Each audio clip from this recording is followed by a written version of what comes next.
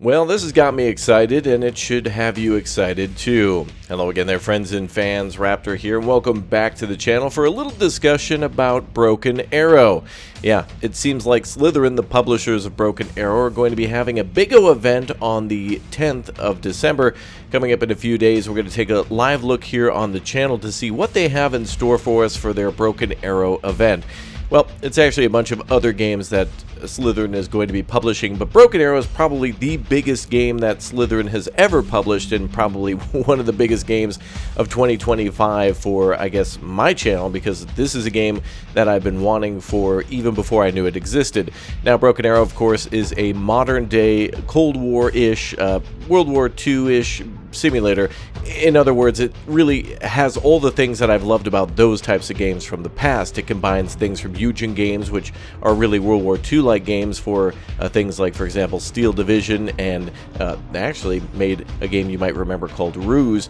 But they're also behind the more modern Warno and Wargame Red Dragon series, and another game that's very near and dear to my heart, World in Conflict. And so all of those games, including Regiments, which is published by Microprose, all are in this wonderful genre of like these perfect World War II / modern RTS games, where they combine all these modern settings and vehicles and or World War II vehicles into a very easy to understand game that can be incredibly complex. Now, Broken Arrow recently had a beta that has ended on Steam, and I criticized them a bit for not really properly announcing that the beta would be ending after a couple of weeks, and everybody came to me confused, including myself, as to what happened to it and when it would be back. So here are a couple of things that I'm hoping for from the, let's just call it, Broken Arrow Slytherin event coming up on the 10th. Number one, we have to see ourselves a release date, and I'm guessing this game is going to not be delayed any further past 2025, and my assumption would be that we're probably going to get a release date at this event, and that release date, and this is me speculating, will be in March of 2025 is what I'm guessing, but if it does get delayed to the summer, I think the longer the better for a delay. In other words, if we get an announcement on the 10th and we find out it'll be coming out in August or something like that, that just means more time to polish, because I've still seen some things that are very basic, let's say, that aren't necessarily there. The more complex parts of this game, the big maps, the really the kind of the graphics, the animations, the appearance of the game, and all the special effects look good. It really feels good too, and I haven't really had too much problem in the major thing, which is controlling units, right? Giving commands and telling them whether or not to reverse, or which direction to face, or to tell infantry to get in and out of a building. Really, the way to play the game is good, so the only thing they could do is make it better for their campaign, which, yeah, the recent event revealed that there's going to be some very cool game modes for multiplayer, including like a King of the Hill mode, or like a Last Stand mode, where it's PvE, kind of playing in some scenarios / missions, and that's really cool to test out a deck or something like that. If you're unfamiliar with these games, they do require you to go to an armory to take a look at what is primarily in this game the United States versus Russia, but other nations could be added later.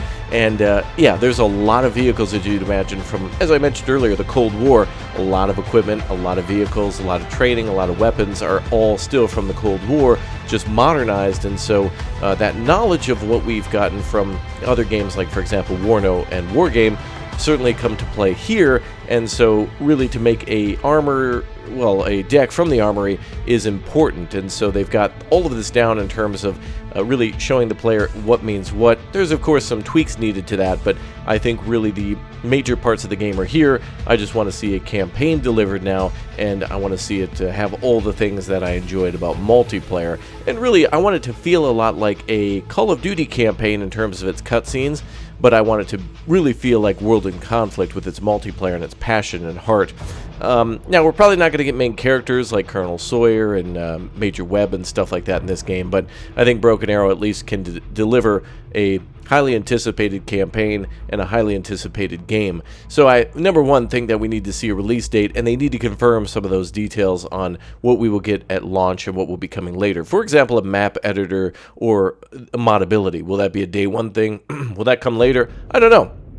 But number two, from the Slytherin event at the Broken Arrow thing, I need to see, and this is just a personal want, another beta. Please give us another beta, because I don't want this game to have any problems. I really, really want Broken Arrow at its launch to be an incredibly smooth launch. Now, the first Broken Arrow beta that allowed for people to enter the, let's just call it the single-player beta that allowed for one mission to be played was outstanding. It was cool to see the game, that it existed. It was like the RTS of, like, the Manor Lords of RTS games. Like, it was like, this game will never come out, we'll never get to play it, it certainly looks good, and then it dropped, and then boom, it was amazing. And then the multiplayer beta came around, and that was atrocious. The connectivity, the issues, the server stuff was so bad that they reverted back to, like, the original beta by allowing people to play single player, which was a good move, and then also had some, you know, some playability to it. But this recent beta had a rough first day, and then after that, that just got better. They kept adding more stuff to it, and a lot of player feedback was gathered, and a lot of people were able to really play it, and so thus they were able to get an experience of what the game would be. And so I feel like we want one more final last beta to make sure this game is really good with its multiplayer connectivity and any major issues are ironed out, because I think day one, I think these devs, no matter what, are going to underestimate what will come to them for in terms of numbers and people wanting to play this and enter the genre for the first time. I think the results are going to be huge, and I hope they can actually, you know, deliver a very solid launch for the first few days. Now, a game like this will have multiplayer, as I mentioned, and of course single player, so maybe some people will go to play the single player first to learn how to play and to see the story. I know I certainly want to see the campaign before even jumping into multiplayer, as I've had my fill of the in the beta, all the people that I played with and against was really cool, but I got to play against the AI and see how exactly the campaign plays out and what this could open up for future nations, which I think we'll see every player from NATO or the Cold War, but modernized. Like, eventually we could get Italy, which of course Wargame Red Dragon is adding. Imagine that. I know, years later we got the Netherlands, and then years after that now we're getting we're getting Italy, which is crazy. I mean, yeah, so the Italians coming in, Ireland, maybe we could see Germany, maybe Denmark, maybe, I don't know, Iceland or something like that. Some crazy thing could come in for a DLC or something later. That's all I'm saying. And thirdly, I want to make sure that this developer, when they do launch their game, has like a roadmap of, even if it's a great launch, they have some plans for the future and lay those out at the time of launch, because they might try to do what most publishers try to do nowadays, is do that, hey, pay us, you know, our game, and I imagine this game will probably be about maybe $39, $49 maybe, but I'm imagining that they could possibly, and I hope they don't do this, but it's a trend. It's a trend that unfortunately needs to stop. Yeah, the pay us $100 or $60 or whatever for a couple of day early access. I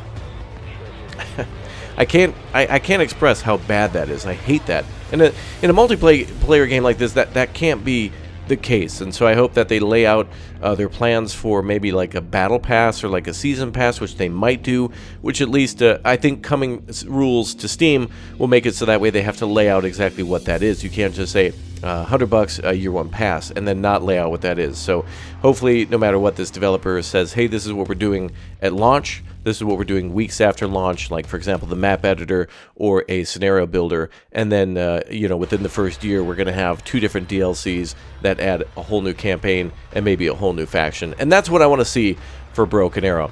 So the FYI is basically this: we are going to, on December 10th, live stream this Broken Arrow event here on this channel, and I want to see you all in there for it, and I also want to see that release date be dropped. And those are the things that I really want to see happen for Broken Arrow, because it has a very strong future, and I want everybody to know that, hey, we might possibly get another beta announcement date at this event. So just stay vigilant, because of course I go to their Steam store page often, and as I'm going there right now to refresh, the only thing I see, yeah, it's from the 14th of November. I literally just refreshed it to see, and basically it was on the 12th of November they said their beta was open, and on the 14th they were talking about the Slytherin event, which was coming up about a month from then, which is now on the 10th of December, and that was basically it for them. So they were probably scrambling to get something ready for this event that hopefully maybe will feature more single-player missions and a much more polished intro to their campaign, which really feels like Modern Warfare 2 for some reason, like those cutscenes from Modern Warfare 2. They're certainly capturing the vibe with this game, and I, for one, am very excited. Alright, well, let me know your experiences with this game down below in the comment section. Damn it, say hi and glory to Raptoria down below, and get excited for this little Slytherin event, or maybe it'll be a big event here on the channel. and over on Slytherin's channel too. Now, of course, this is the developer that is also making a Stargate Timekeepers game. They're also making a Starship Troopers game, and they're also making a Terminator game. Like, those are all out now, and they're like working on making more content for it. So hopefully this developer continues to deliver upon awesome looking war games, and I would like to see some more stuff from Microprose, who I mentioned earlier as well, with their game Regiments. But there are so many other games like Warno out there, and Regiments, and also Broken Arrow, so definitely be on the lookout for them here on this channel. Thanks again for subscribing. Did you do it? Did you sub yet? I'll wait. Oh, thank you. Oh, look at confetti and stuff if you hit the sub button. And thank you very much for leaving a like. You all take care, and I'll see you at the Slytherin event here on the channel. Watch for it, December 10th, 2024. Let's go. I'll see you there.